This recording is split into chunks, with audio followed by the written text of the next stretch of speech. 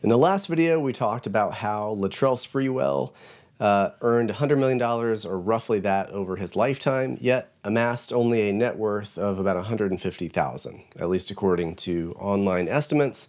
And Ronald Reed, despite being a janitor and a gas station attendant, amassed an $8 million net worth at his death. So what is the thing that differentiates these two men? The number one thing that ultimately wealthy people understand that others do not is that there is a huge difference between assets and liabilities. Now, of course, just the words alone make it seem relatively obvious that you would prefer assets over liabilities, but the difference is in the understanding of which is which. Robert Kiyosaki, who's the author of a fantastic book that you should read called Rich Dad, Poor Dad, he said that rich people acquire assets. The poor and middle class acquire liabilities that they think are assets. And the definition of assets and liabilities is fairly simple. An asset is anything that puts money in your pocket. A liability is anything that takes money out of your pocket. But when it comes to financial accounting, a financial asset could be something like a car. If you have a car that's worth $50,000, that is an asset technically on your financial balance sheet. If you give it to a bank, they're going to accept that as an asset. But really, a car goes into the liability category. Why? Because a car requires maintenance. It has depreciation. So if you pay $50,000 for it today, it's going to lose about, I don't know why I gave it a, I gave it a chimney. I guess this is supposed to be the exhaust. I can't draw. Anyways, this is supposed to be a car. Doesn't look like one, but the car is requiring, maintenance. So maybe you got $500 a year in maintenance. You've also got gas. Maybe that's $1,200 a year. I mean, depreciation, right? You paid $50,000 for it. Like we talked about, cars are going to depreciate by about 10% a year. So the first year you're going to lose $5,000 in depreciation. You get the picture. A car is actively taking money out of your pocket. So that is a liability. Another liability that most people believe to be assets is your house. Now, I used to think that a house was an asset, but according to this definition of assets and liabilities, where liabilities are things that take money out of your pocket, a house, and now this is different from rental. This is not a rental house. This is your house that you are living in. You've got a mortgage payment. You've got interest, right? That's part of your mortgage payment. Right now, that's 7% of whatever the value of the home is going out in a mortgage. You've also got repairs. The house I'm currently living in, if you think your home is an investment or an asset, you call me and I'll tell you about our house. There are all kinds of repairs and maintenance that you have to do. You've got insurance. You've got all these types of expenses, and there's absolutely no income generation at all. You could argue that the value of the home generally appreciates over time. That's potentially one income source, but in my experience, most people only increase the cost of their house over time. So typically the reason you sell a house is to buy one that's even more expensive. So over the life of most people, a house is definitely going to be in the liability category. So if these things are commonly thought of as assets but are actually liabilities, what is actually an asset? Well, by this definition, an asset is something that puts money in your pocket. So an asset adds money to your bank account.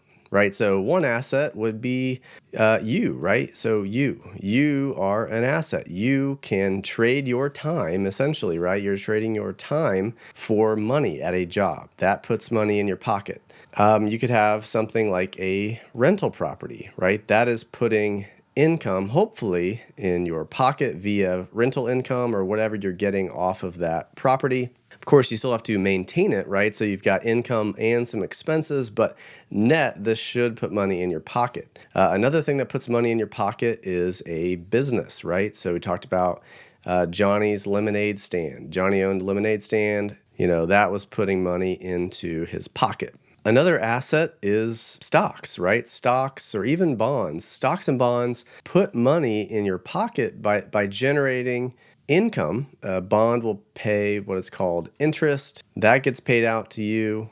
And a stock will pay what is called a dividend. So dividends are cash payments that a business will make. That's your part of the profits that they pay out to you. Not all companies pay them, but dividends add money to your pocket. You can also add money to your pocket by stock appreciation. So even a company that doesn't pay a dividend, it can reinvest money back into the business and make even more money in the future, ultimately paying even larger dividends at some point down the road. You could also own a business, right? A business is going to pay you dividends, right? The business is going to make money and you're going to take some money out of the business. That's also going to be called a dividend. So these are all income generating assets. And if there's one thing that you take away from this course, it would be, I think, this slide. I think this alone has the power to change your life. Stop thinking of things like houses and cars and other traditional assets as true assets and start thinking of them as liabilities. Anything that takes money out of your pocket is a liability. Therefore, you should try to minimize to the greatest extent possible the amount of liabilities that you have and maximize to the greatest extent possible the assets that you have. And the truly amazing thing that happens once you start to do that, you're going to have positive snowball basically building in one of two ways. One, if you decrease your liabilities, you have less money going out of your pocket, which means you have more money left over to buy more assets. And as you buy more assets, that means you have more income coming into you in the form of interest and rent and dividend payments, all that sort of thing. So all of that is flowing to you. And then some of that income you're going to put back into paying for your liabilities. You're definitely gonna have some liabilities in life, like your stomach liability, certainly. But by reducing liabilities, you increase the amount of assets you're able to buy. And by increasing your assets, you increase your income. As your income continues to go up and your liabilities continue to go down or stay the same, that means the difference between your assets and liabilities continues to increase, which also increases your income. So this creates a virtuous circle of ever increasing assets, ever decreasing liabilities, and ever increasing income to you. And eventually, once this income gets large enough, you're going to be able to be financially free. And it's all because of these assets. So that is the power of understanding assets versus liabilities.